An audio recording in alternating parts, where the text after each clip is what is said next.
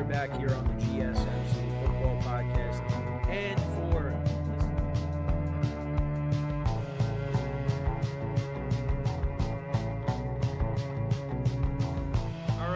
we are back here on the GSMC Football. Keep yourself in the loop of everything football on the Golden State Media Concepts Football Podcast. The latest news on and off the field, be it college football, Big Ten, SEC, Big 12, Pac-12, ACC to the NFL. We've got you covered. Listen to the Golden State Media Concepts Football Podcast.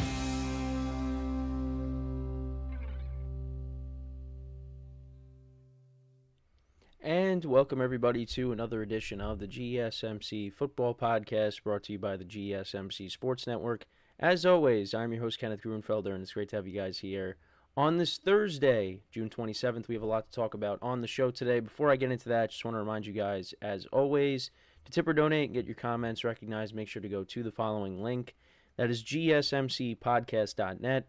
Again, that really helps the show, makes the show more interactive between myself, the host, and you guys, the viewers. Again, that is gsmcpodcast.net. And as always, it is displayed on the ticker at the bottom of the show segment down below. So, let's get into what we are going to talk about today on the show. So, we're going to talk about Tua Tagovailoa and the Dolphins.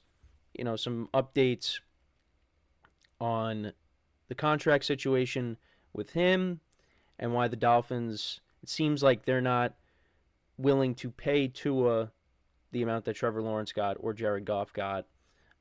So we'll get into that. Then in the second part of the show, well, we'll talk about Trevor Lawrence. We'll go over the Jaguars schedule. So we're almost done with the schedule breakdowns. We got one more division to go after the AFC South here. But so we got the Jaguars today.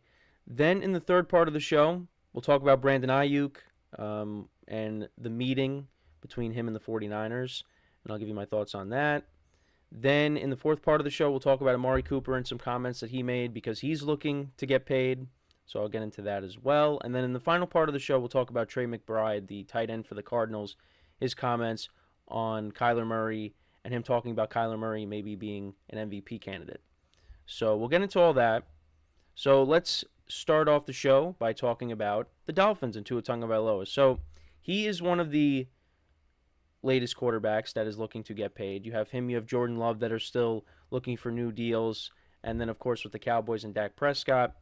But there are some reports out there that the Dolphins, it seems like they're not looking to give Tua a contract that is at the price of Trevor Lawrence's or Jared Goff's. So Goff signed earlier in the offseason. He signed a 4-year, $212 million extension with an average annual value of $53 million. And then Trevor Lawrence signed a 5-year contract, $275 million, and that was for $55 million, which is the same amount as Joe Burrow. So it seems like they're kind of working through it, the Dolphins and Tua. And it doesn't seem like there's a panic at the moment, but there is a difference between the two sides. So we'll see how this ends up playing out. But right now, Tua, he's set to make $23.2 million in the final year of his rookie contract. So we'll see what the Dolphins end up doing. Whether they let him play out the final year of his contract or they do end up coming to an agreement before the regular season starts, we'll have to see. But when it comes to Tua, again, I thought that he was solid last year. And, all of us can agree that we were happy to see that he was able to stay healthy. Because the year before that, we didn't know what his career was going to be like, how long he was going to play because of the concussions that he dealt with the year before. But he was able to stay healthy. He put up good numbers. He led the league in passing yards, and he put together a solid season. But I think the Dolphins, they're looking for a little more out of Tua. And I think that combined with, the concerns over the injuries, because, again, injuries can happen again. That's probably why they are not willing to go to the price of a Trevor Lawrence and a Jared Goff. And I agree with that. I think they should let Tua, because we talked about this in our production meeting, and I think either you come to an agreement, before the season, or you let Tua play out the final year, and you see what he can do after that. Because, I think the Dolphins, they still want to see what he can do. And this is a very good team on paper, especially on offense. Defense, they're trying to get guys back. They dealt with a ton of injuries on defense down the stretch last year. But, yeah, you want to see more out of Tua. And I know I keep bringing this up, but they only beat one team with a winning record last year. And I want to see Tua go up against these better teams on the schedule and show that he could beat these teams. That's part of it. I think there's that. You want to see the Dolphins go far in the playoffs too. Because if they could do that, and Tua is a big part of that, well, yeah, he's going to get a big payday.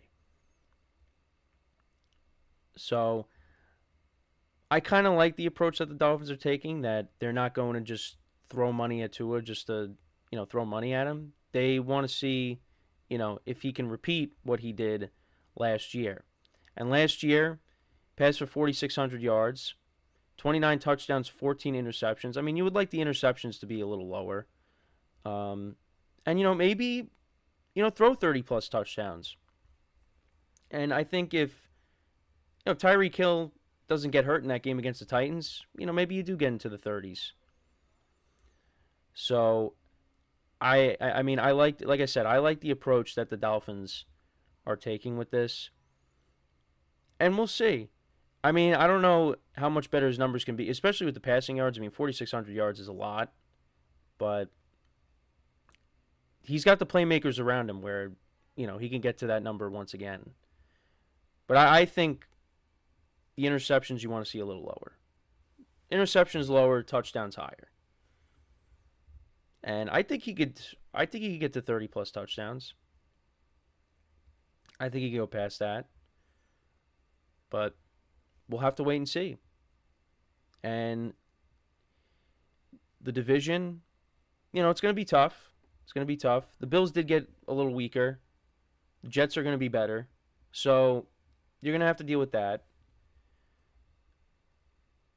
And, you're playing in a loaded conference. We know this. So it's going to be interesting to see how it all plays out. But, again, I think if you just have Tua play the final year of his contract out and see if he could, repeat what he did in 2023, maybe the numbers are a little bit better, then he's going to get that contract that, some of the other guys have gotten. So, and he's got, like I said, he's got the playmakers to do it, to go out there and have a good season. He's got one of the best receivers in the NFL. He's got, one of the best number 2 wide receivers in the NFL. And Jalen Waddle, I think he's up there. I think it's fair to say that. You got a good running game behind you. So, I think he can do that. Now, for me, I've said, I think Tua, was solid last year. But, I'm not going to say he's an elite quarterback. I think he's kind of like maybe slightly above the mid-tier, in my opinion. But, go out there and prove me wrong. And if he does that, the Dolphins, hey, they could win their first playoff game since 2000. And that's something that Mike McDaniel has been emphasizing, in organizing meetings. So, having meetings start at the 24th minute of certain hours. So, yeah, it's going to be interesting. This is a big year for the Dolphins and a big year for Tua. Because, if he doesn't get that new deal before the season starts, that could definitely motivate him. Go out there and show it that you could do it again. Have the same kind of season you had last year, but, maybe even better. And we'll see. But, I'm somebody that doesn't believe he should be paid the same amount as Joe Burrow, who's getting $55 million. Trevor Lawrence is getting $55 million a year. I don't think he should be getting that kind of money. But the Jaguars did it. And if the Dolphins do that, which it doesn't seem like they're going to, that's their guy. And Tua's coming off of a good year. So you would understand it. But I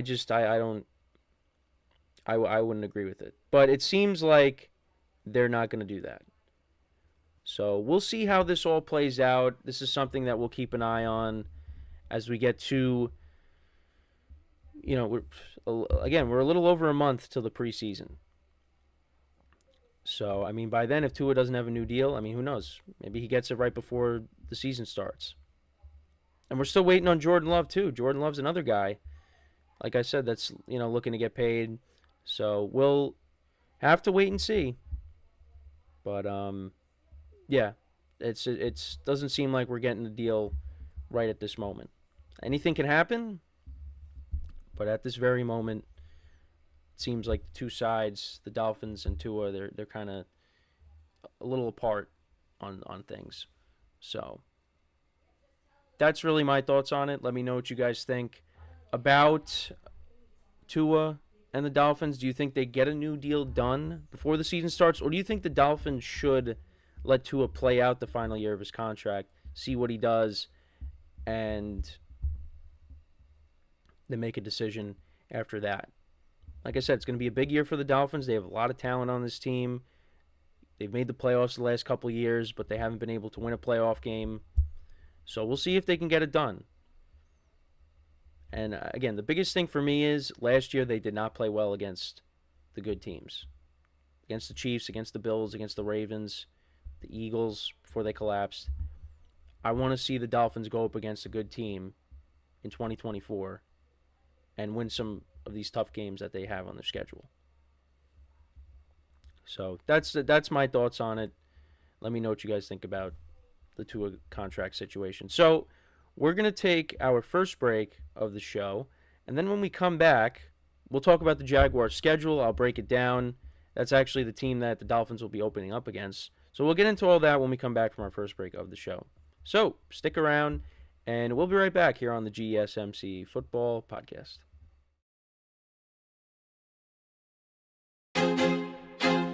I feel like I'm losing my mind. Is everybody in the world blind?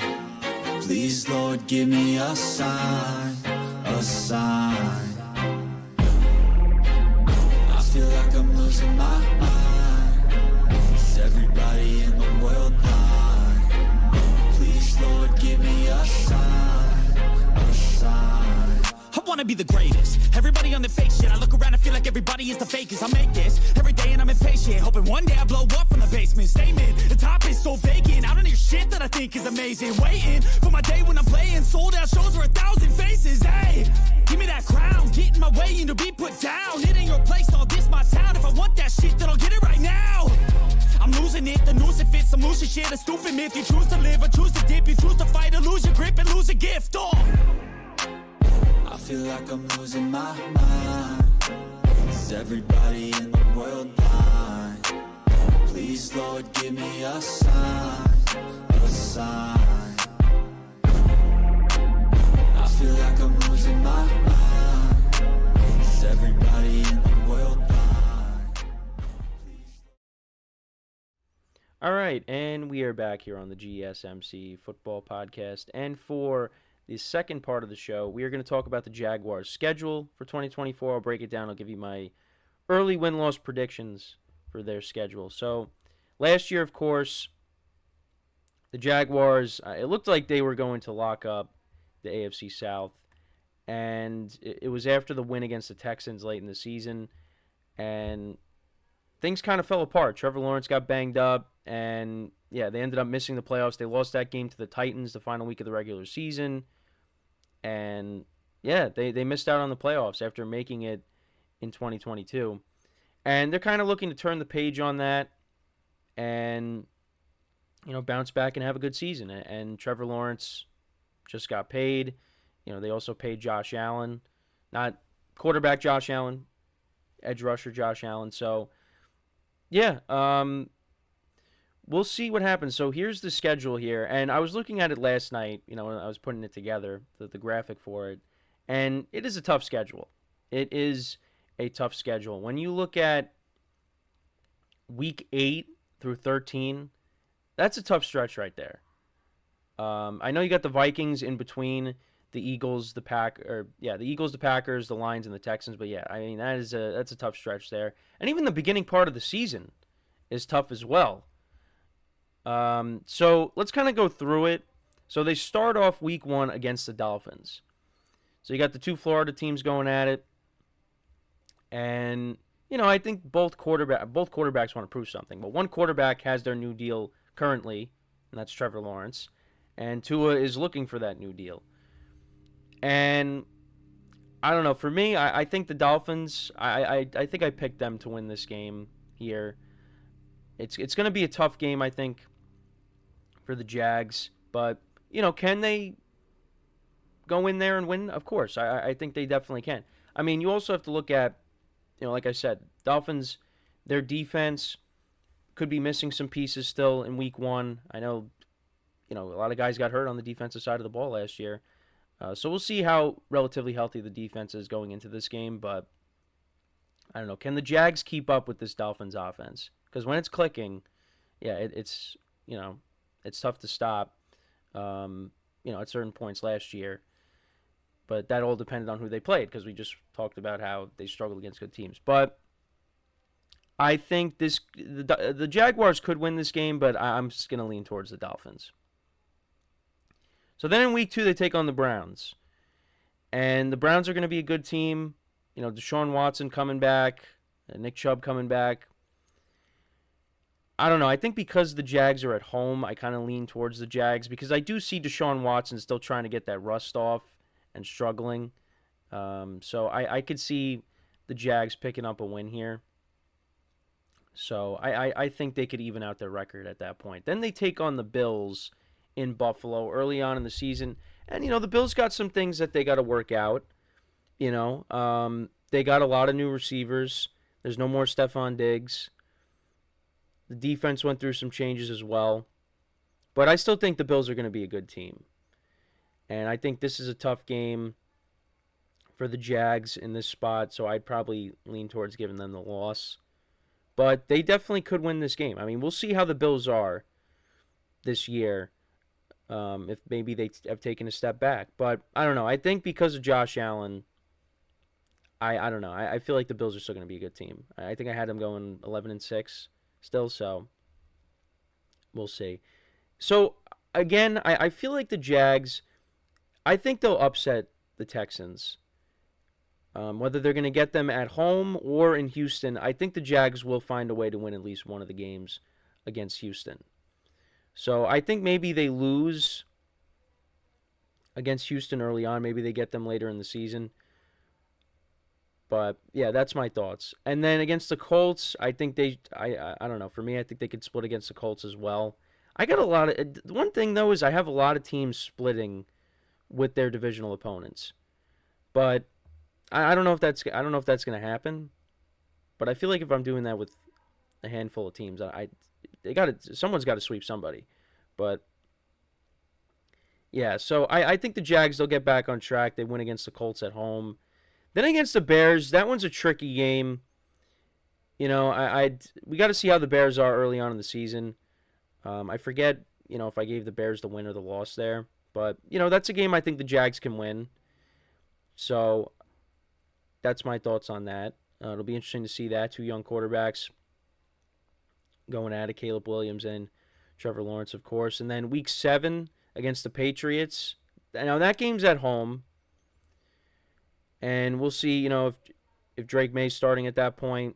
Maybe it's a little later in the season for that. I'd give the Jags the win. There. Then against the Packers, yeah, that game is that's a tough game there. I mean, I think the Jags could win that game as well, but it's going to be tough.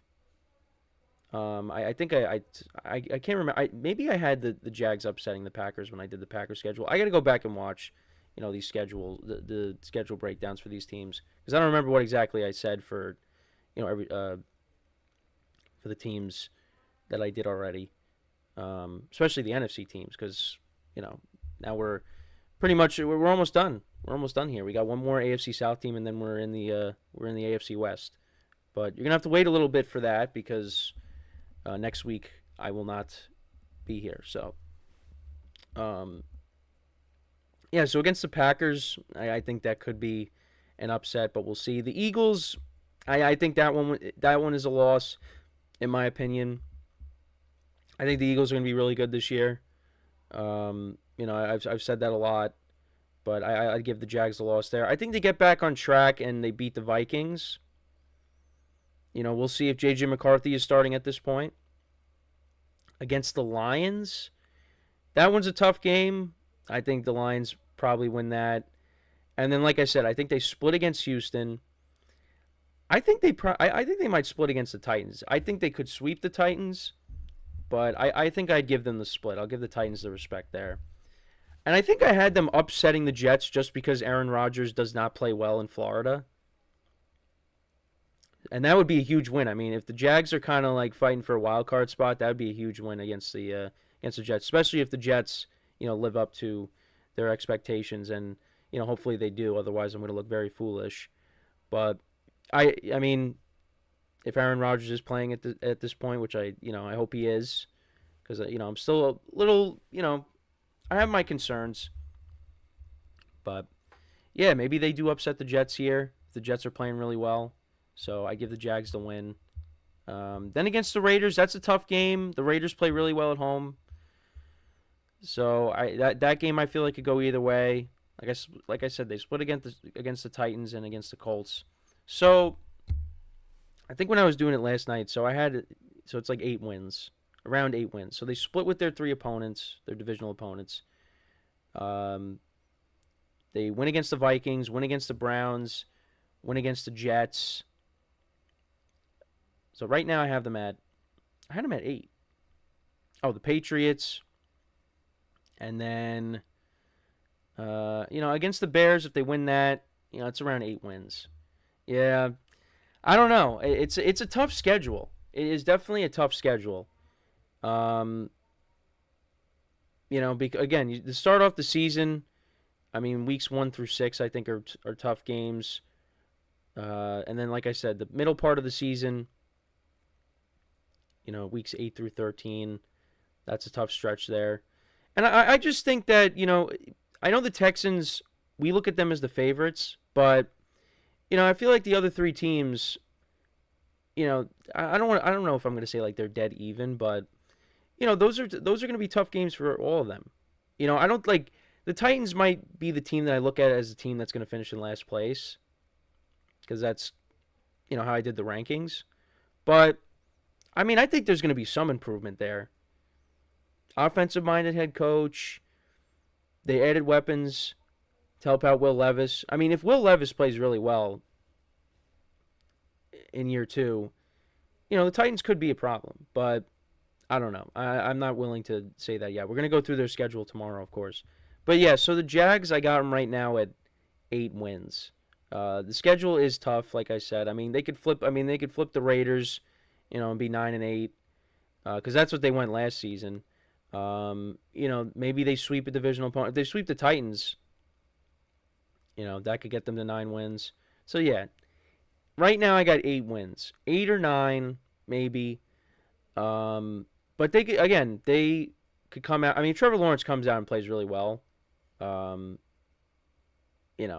gonna get a good record. So we'll see how it plays out.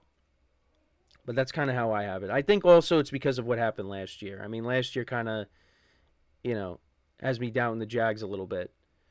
So, we'll see if they could redeem themselves. The division is better. But, who knows? I mean, also you got to give Travis Etienne the football because he was doing really well last year. Put together a good season. So, also give him the rock as well. And, we'll see how these new wide receivers break in. The rookie Brian Thomas Jr., Gabe Davis, to go along with the guys they already have. So, and I like the Jags' defensive line, too. I mean, I didn't really talk about the defense, but, I've said it. They added Eric Armstead from the 49ers. You still got Trayvon Walker, and you paid Josh Allen. So that could be a good pass rush. And defense travels. So against some of these better teams, they could give them problems.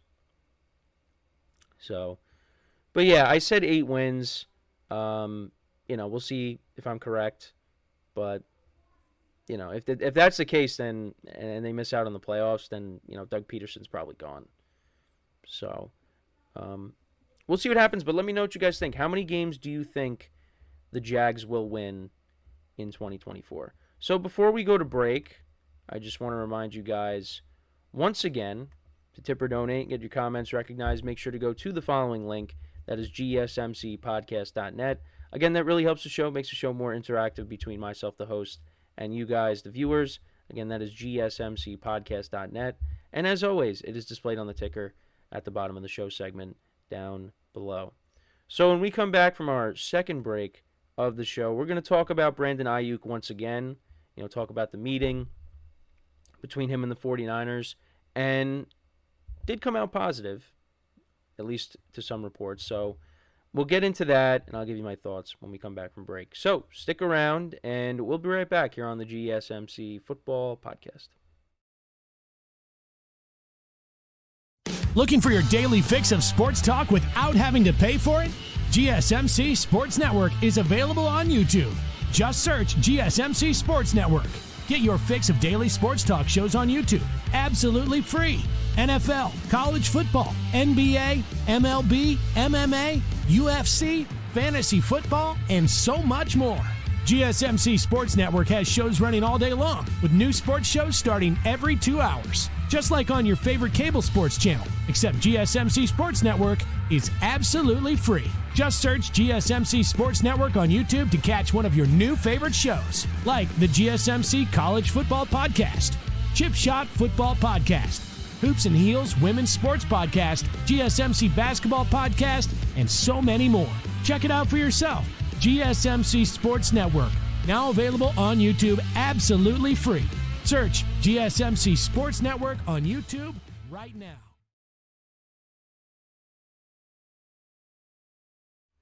All right, and we are back here on the GSMC Football Podcast. And for the third part of the show, we're going to talk about Brandon Ayuk once again, the meeting with the 49ers. And so reports came out that supposedly it was a productive meeting. And, other stuff came out that the 49ers are not, they don't want to trade Ayuk. They do not want to trade him. They want him to be a part of this team, which, I think we've known that all along. There were some reports that came out that they were kind of, taking calls for him and Deebo Samuel. But right now at this current moment, they're not trying to trade Ayuk. So that's encouraging. I know I've talked about how I think it's right now the way it seems and how Ayuk is posting things on social media. I think that, it looks like maybe, it's either he gets a new deal with the Niners or he's going elsewhere and he's not playing for them in the 2024 season. But, I think this was good for both sides to kind of, clear the air, kind of see where everybody's heads are at. And maybe they do eventually come to an agreement. And I'm hoping they do that when I come back from vacation. So then we have, some news to talk about. Because I think, all of us are kind of just like, because I've done multiple Brandon Ayuk segments, but it's all just, social media posts and, speculation, reports coming out that, the Niners maybe were thinking about trading, things like that. At this point, we just want to see a deal get done, whether it's with the 49ers or they end up trading him and he gets a new deal elsewhere. But the 49ers are set on trying to get him an extension, and he's going to be a big part of this team.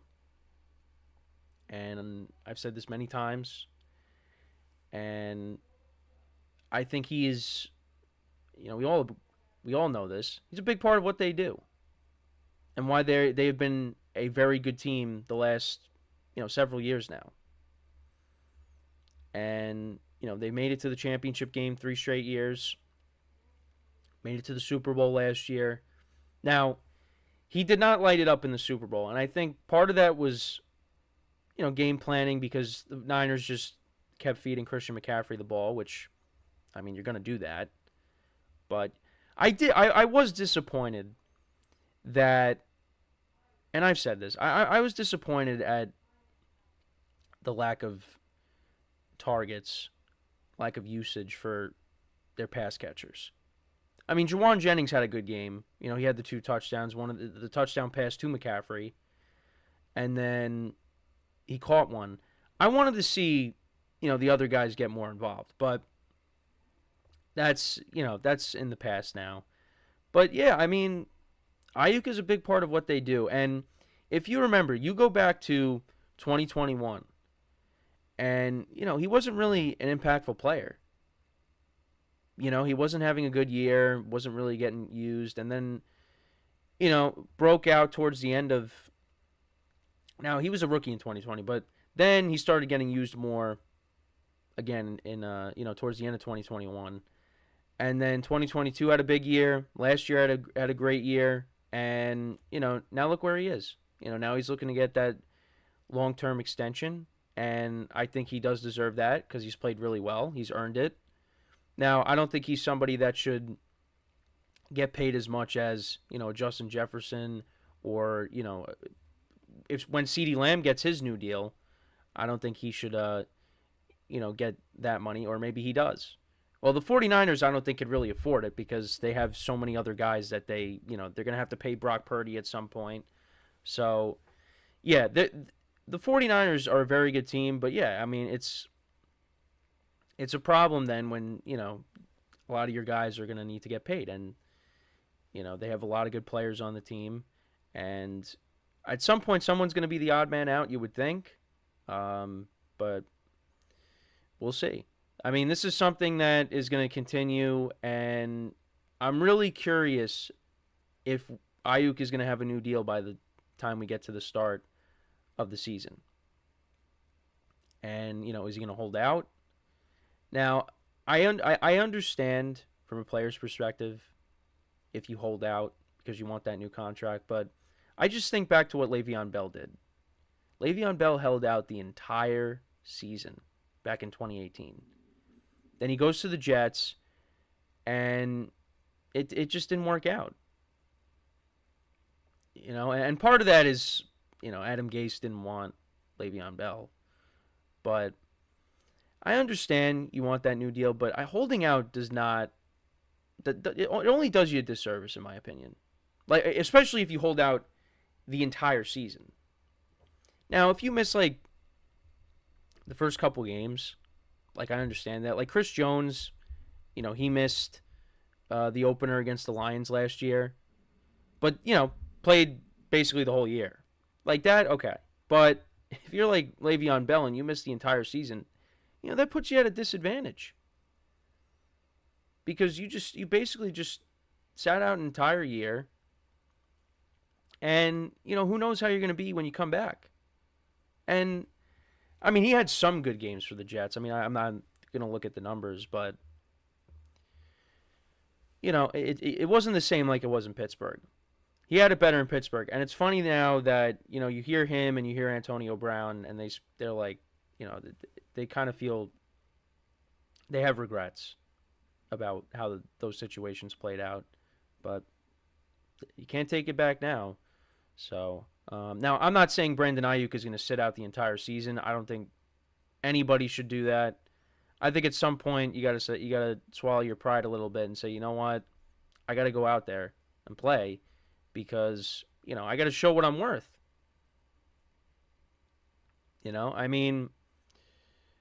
Listen, I'm a Yankee fan. Aaron Judge was not going to hold out for a new contract with the Yankees. Instead, what he did was, I'm going to hit 62 home runs, and now you got to give me. Now, the Yankees did offer him a contract. He declined. He turned it down. But he said, I'm going to bet on myself. I'm going to hit 62 home runs, and then the price increased.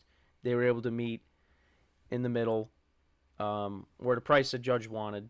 And now he's going to be with the Yankees till, almost 2030. So, that's what you could do. Go out there. If you're Ayuk, you go out there and you show the 49ers, I'm worth the money that I want. That's the better way to do it. Now, you could have some people that go out there and try to prove it, and then it goes the complete opposite way. And you don't play well. So you want to try to get the money while, the price is high. Because, you could go out there and you can get hurt. And I get that. Players want that security.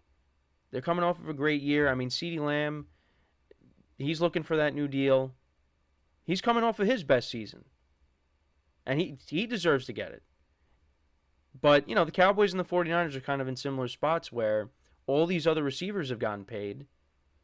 And, Ayuk and CeeDee Lamb are sitting there going, well, we want to get paid that kind of money. Now, I think CeeDee Lamb deserves money, around what Justin Jefferson got because of the season that he had.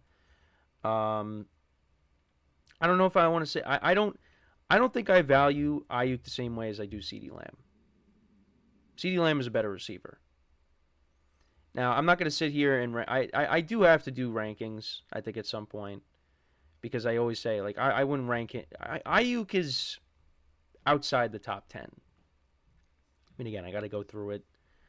But Ayuk is not a top 10 receiver. CeeDee Lamb is a top 5 receiver. So that's why, he deserves, and especially off the season that he came off of, and Ayuk has come off of a good year.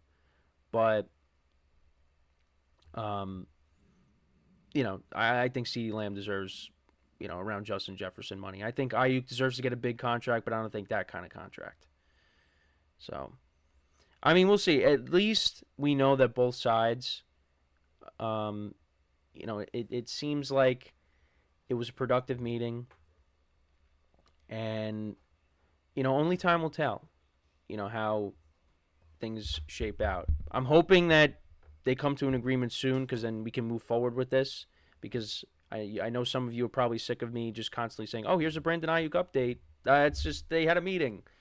Because I'm not inside. Listen, I'm not inside of it. I don't know what was said, but they probably did come to some sort of understanding of, where they're at. And, maybe they do come to an agreement eventually. Because I think, if he's out, and I said this the other day when we talked about, that they were going to meet. Yeah, they drafted Ricky Pearsall, and they expect him to, be an impactful player. But, he's not going to, be impactful right away. I mean, we'll see when they take the field. And, if Ayuk's there or not. He's going to take on a bigger role if Ayuk isn't there. But, yeah, I mean, you expect there to be some struggles early on. And then, as the season progresses, if he is who they think he is, he's going to be an impactful player later in the season. And he's going to get, his feet wet. And, they'll be ready to roll. But, I think if they're missing Ayuk, there's going to be some struggles, I think. And they're going to have to, the 49ers are going to have to lean on, Christian McCaffrey a lot, which they're going to do anyways. But, that's just something, to think about if Ayuk's not there. And they still got Deebo Samuel. You still got George Kittle.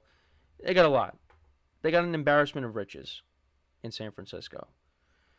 But I know people will say, but they have nothing to show for it. They don't have a Super Bowl. Well, let's see what happens this year. Because I think they'll find themselves in the same position that they were in last year. At least getting to the NFC Championship game. And then, we'll see what happens. But this is still a very good team. Even if Ayuk isn't there, this is still a very good team. And they'll figure it out. So, I mean, that's my thoughts on it. So, let me know what you guys think, though, about the Ayuk situation. Do they get a deal done? Do they get a deal done before the regular season? Is Ayuk a 49er in 2024? Again, it was a productive meeting. That only tells us so much. But you can't help but say it's at least encouraging that the sides did meet. And it seemed like it was positive.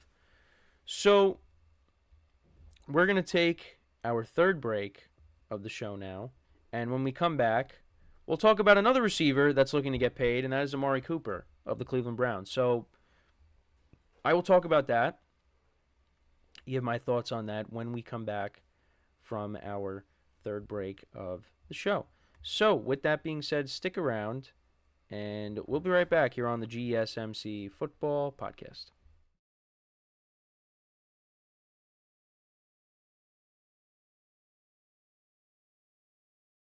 For the best and latest podcasts available anywhere, go to the podcast app on your cell phone and type in GSMC to access free content-rich podcasts on health and wellness, book reviews, sports, entertainment, relationships, social media, movies, technology, finance, and even weird news. Subscribe and download the GSMC Podcast Network's family of shows, available everywhere podcasts are found.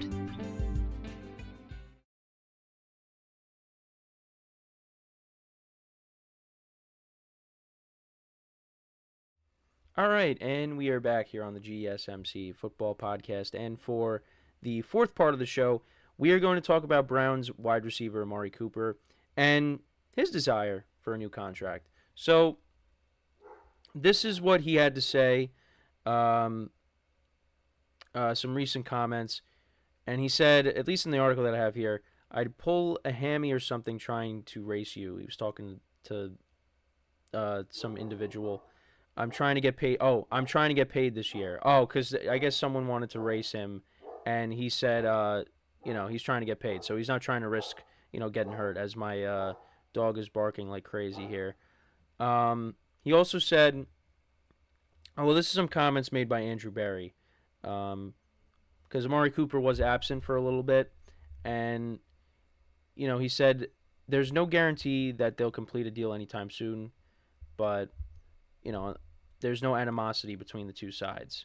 So I guess that was the only quote that Amari had, and that's he's just trying to get paid. But yeah, so he was absent from minicamp, and part of that is he wants a new contract. And he's coming off of a year where he had 72 receptions, 1,250 receiving yards, and 5 touchdowns. Now, that's a pretty good year. But you also have to look at that, he still was producing despite the Browns' injuries at quarterback. 5 different starting quarterbacks last year.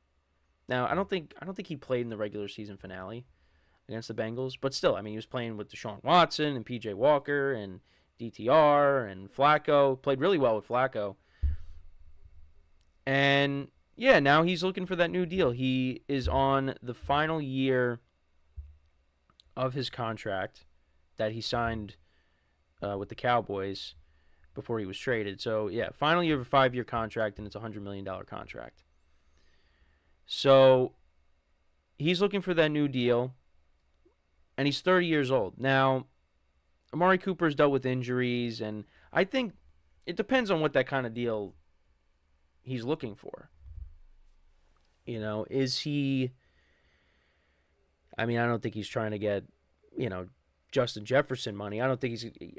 Maybe he is. If the Browns somehow gave him that, he's not going to turn that down. But that's not realistic. I think it depends on what the contract is. If the Browns do agree to it, and if they can come to an agreement, both sides are able to, find a way. But yeah, the Browns. It's interesting because they did go and trade for Jerry Jeudy, and they gave him an extension right away without him even, playing it down yet for the Browns. You got Elijah Moore there. You got David Njoku. You got some other young receivers. I think Tillman that they drafted last year. So they have other wide receivers, that maybe, this could be it for Amari Cooper with the Browns. I think Amari Cooper is still a productive receiver. I don't think he's, I think he's still got a couple of good years left. But, now that, you're in your 30s, that's, we see some other receivers in their 30s. Devontae Adams, he's still, playing at a high level. And I think Amari Cooper could still have some good years as well. But I don't put, Amari Cooper in the same class as Devontae Adams. But, yeah, the age is a factor here. And I think it really all depends on, what he's asking for. And if the Browns, aren't willing to meet that price, then maybe he goes elsewhere. We could see that. I could definitely see that. Because, like I said, they gave Jerry Jeudy a bunch of money, and he didn't even play a snap yet. So maybe they look to Jeudy after, this year and say, you're the number one guy now. And they let Amari Cooper go. And they go and they add a receiver through the draft. I could see that happening. But only time will tell. And I think you also got to factor in that despite all the injuries at quarterback, he still finished with over 1,000 yards. Because we've seen when quarterbacks go down, some receivers, they're not able to, produce with the backup quarterback. But Amari Cooper was able to do that. And there was plenty of changes. There was, 5 different starting quarterbacks last year, but he played with 4 of them. So, yeah, I think Amari Cooper, he's still the number one weapon. The pass catcher on this team, I think. Maybe you can make the argument that, David Njoku is.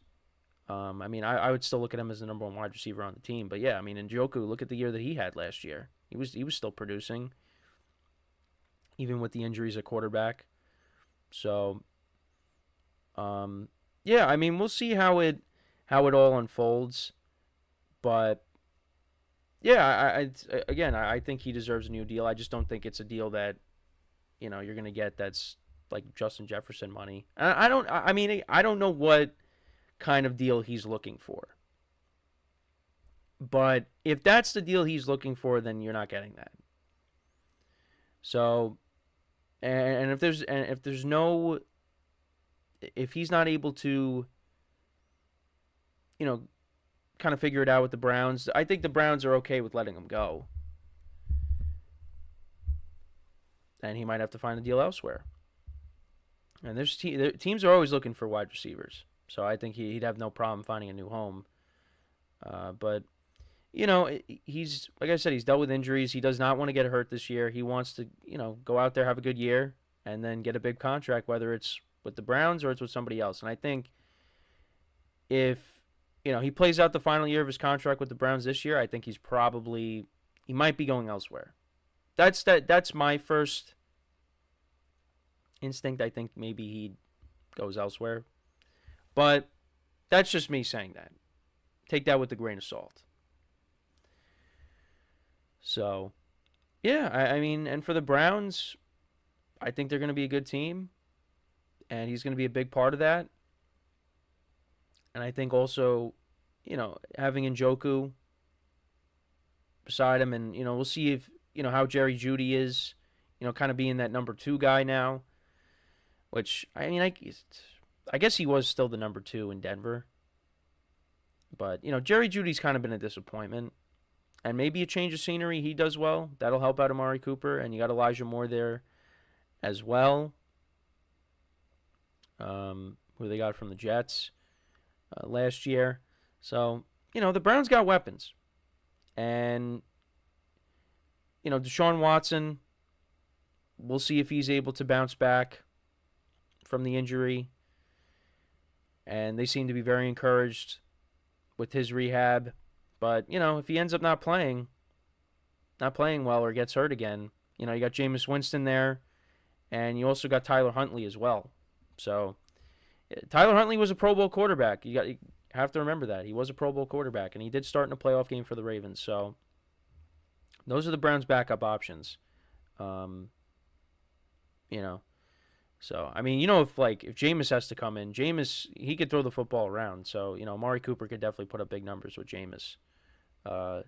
So, I mean, but for the Browns, they're hoping that Jameis comes in, when the Browns are, winning against the team by 30 points. They don't want to see Jameis that much. Or the final game of the regular season. They do not want to see Jameis at all because that means Deshaun Watson got hurt again. The Browns do not want to see Deshaun Watson get hurt. Because, already that deal is not looking good. The trade, because they gave up a lot to get him, they're hoping that he could be the Deshaun Watson that we saw in Houston. So, we shall see. But, yeah, where I'm at with the Amari Cooper stuff, I think, I mean, he's going to get a new deal. I just don't know if it's going to be with the Browns. Unless they find a way and they're able to, come to an agreement. I think it's probably he plays out the final year, and he probably goes elsewhere and gets paid elsewhere. And if he has a good year, I mean, I think either way, another team's going to pick him up because I still think he has some good years left. But yeah, this is just another receiver looking to get paid. I mean, we've seen a bunch of quarterbacks get paid this offseason. We've seen wide receivers get paid. We've seen running backs. There's some guys that are like, hey, we want our new deals as well. So, and Amari Cooper is one of those players. So, I think he's been, consistent. He was kind of frustrating with the Raiders, but the Cowboys. He played really well there, and with the Browns he's been solid. So, we'll see what he gets when the time comes. And right now he's looking for it, so we'll see how that all plays out. So we are going to take our final break of the show. When we come back, we will discuss the Cardinals. I know we talked about them earlier this week. We talked about the Cardinals, just some things on Kyler Murray, talking about Marvin Harrison Jr. But now we're going to talk about, when we come back, Trey McBride, the tight end for the Cardinals, talking about Kyler Murray, saying how this could be, the year that he possibly wins MVP. He has a potential to win the MVP. So I wanted to get into that, give you my thoughts on it. But, as I say, let me know what you guys think about the Amari Cooper stuff. Do you think that he gets a new deal with the Browns? Or do you think that, he's going to play it out and maybe go elsewhere? Because like I said, there's always going to be a team that needs wide receivers. And, I think he could go to another team and be productive. I mean, that could definitely happen. It's still, I still think it was odd that they traded for Jerry Jeudy and they traded him right away. But we will see what happens. So, like I said, we'll talk about Trey McBride, talking about Kyler Murray when we come back from our final break. So, for one final time today, stick around, and we'll be right back here on the GSMC Football Podcast.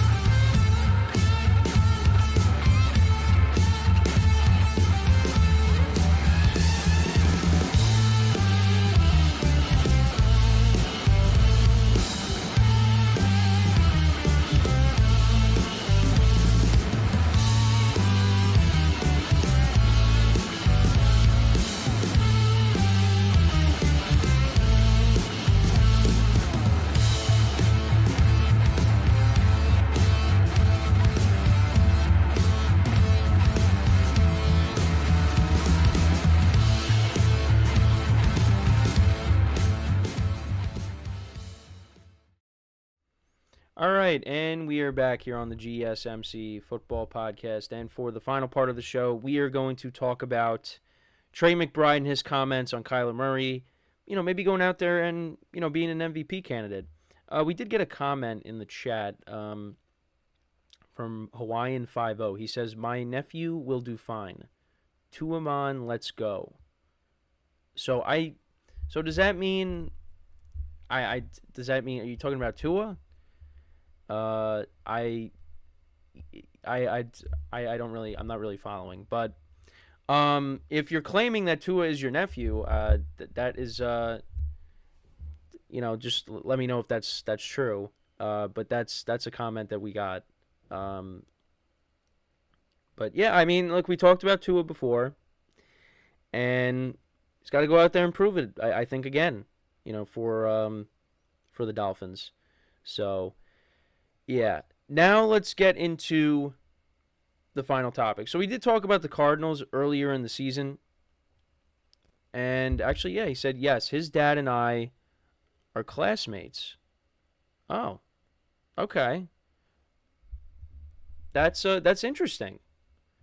Wow. That's awesome.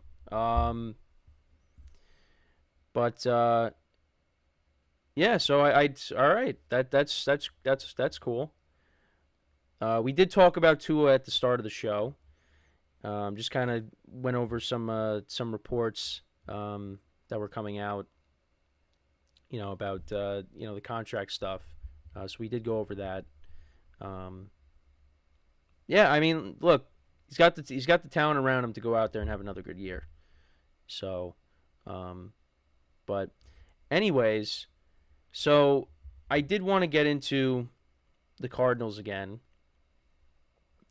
team again that I talked about earlier in the season, and so Trey McBride, he was talking about Kyler, and he said, "This is my third year with him now, and he seems more motivated than ever. He's a guy who's bringing everyone together. We're throwing every weekend. We're getting everyone together. He's in the building, first one in, last one out. He's one of those guys who's doing everything the right way. This is the most confident I've seen him. This is the first year I've been fully healthy with him. He's fully healthy.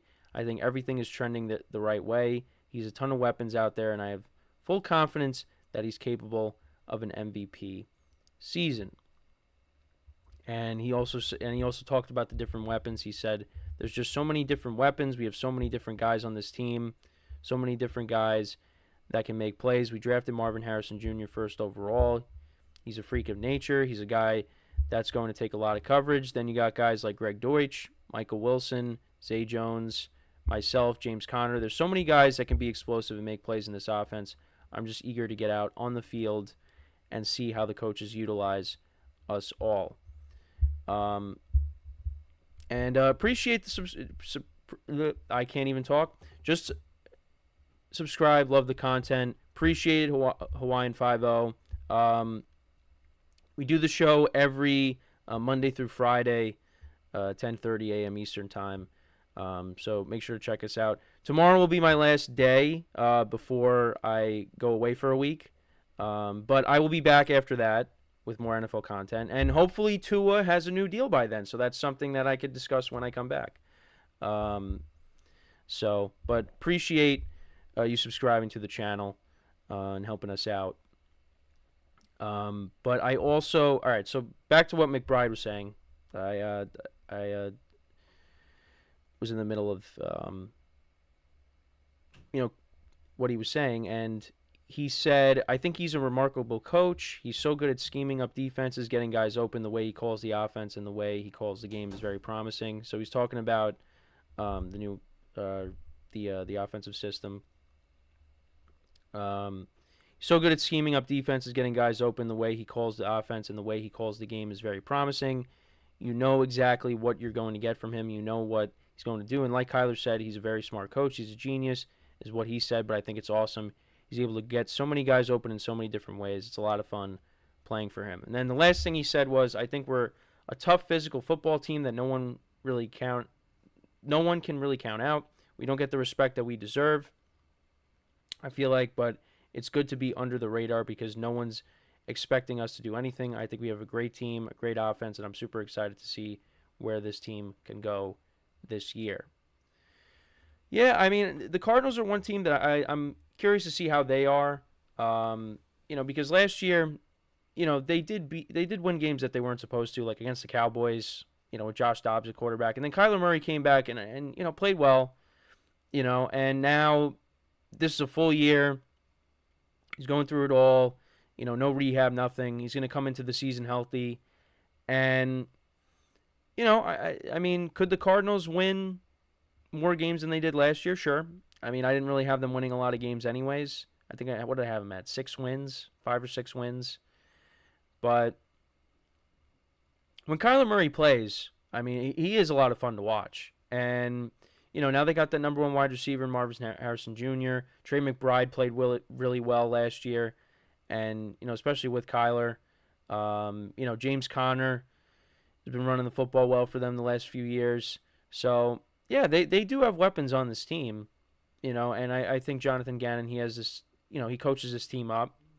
So, maybe they, maybe they do surprise some people. And we'll see how they are in week 1 against the Bills. That's how we see their season start off. And then we go from there. Kyler last year, I think I have the stats. Yeah, so, passed for around 1,800 yards, 13 total touchdowns. He had 10 passing and 3 rushing. So, now we'll see what he does, coming back from the injury over the course of a full season. And, in the games that he played last year, we kind of got a little bit of a, got to see that, he still could play at a high level.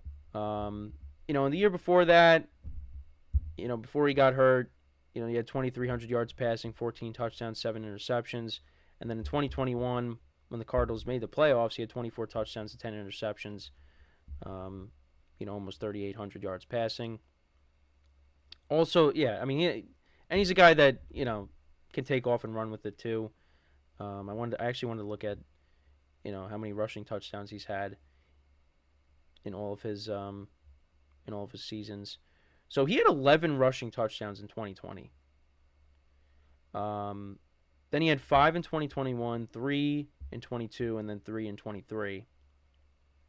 And that was only playing in 8 games.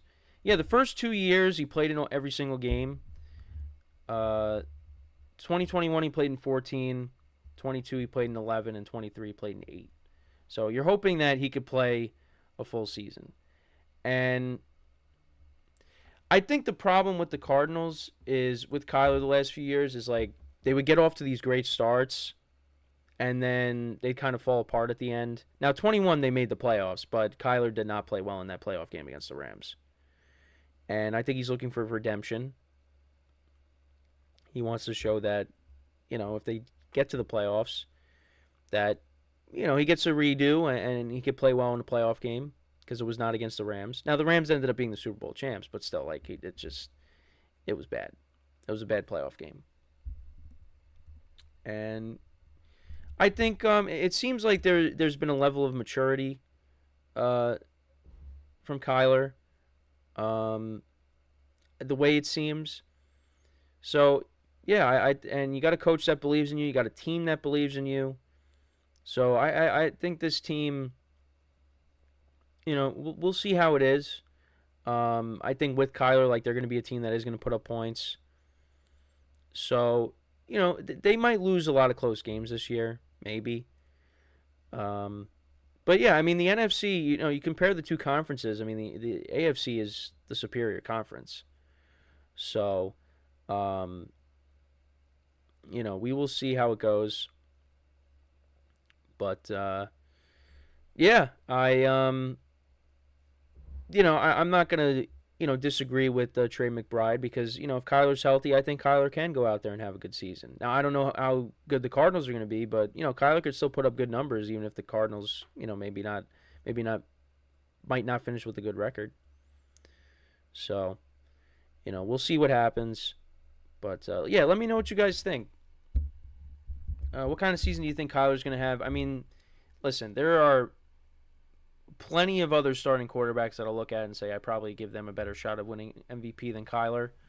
But, yeah, there's definitely a handful. But you know what? I mean, who knows? I mean, he's got to put together a full season, especially coming off of the injury. But also, Kyler always gets off to good starts, and then, like I said, things kind of fall apart at the end of the season. But now it's different because it was also like a Cliff Kingsbury thing too. Teams would do well in the beginning of the season and then, end up, falling flat towards the end. So maybe it's a Cliff Kingsbury thing, more so than Kyler. We'll have to wait and see. But, yeah, that's my thoughts on it. And, yeah, that is pretty much it for the show for today. Thank you guys for tuning in. We'll be back again tomorrow, 10:30 a.m. Eastern Time. That's the last day before my brief hiatus, and then I'll be back the following week. So hopefully you guys, like I said, I think I said this, hopefully you guys don't miss me too much. And hopefully things, we see some more news on, maybe Tua gets a new deal, Jordan Love gets a new deal. Maybe we'll see that. But, yeah, only time will tell. But, yeah, appreciate you guys tuning in, Hawaiian 5-0. Appreciate the comments. Hopefully you tune in tomorrow, 10:30 a.m. Eastern Time. And also make sure to check out all the other shows on the network. We cover pretty much every sport. Shows go on throughout the day. So make sure to check out all the other shows as well.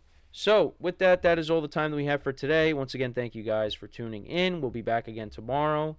Same time, 10:30 a.m. Eastern Time. And until then, I'm Kenneth Grunfelder signing off from the GSMC Football Podcast brought to you by the GSMC Sports Network. Have a good day, and I will talk to you guys tomorrow. Take care.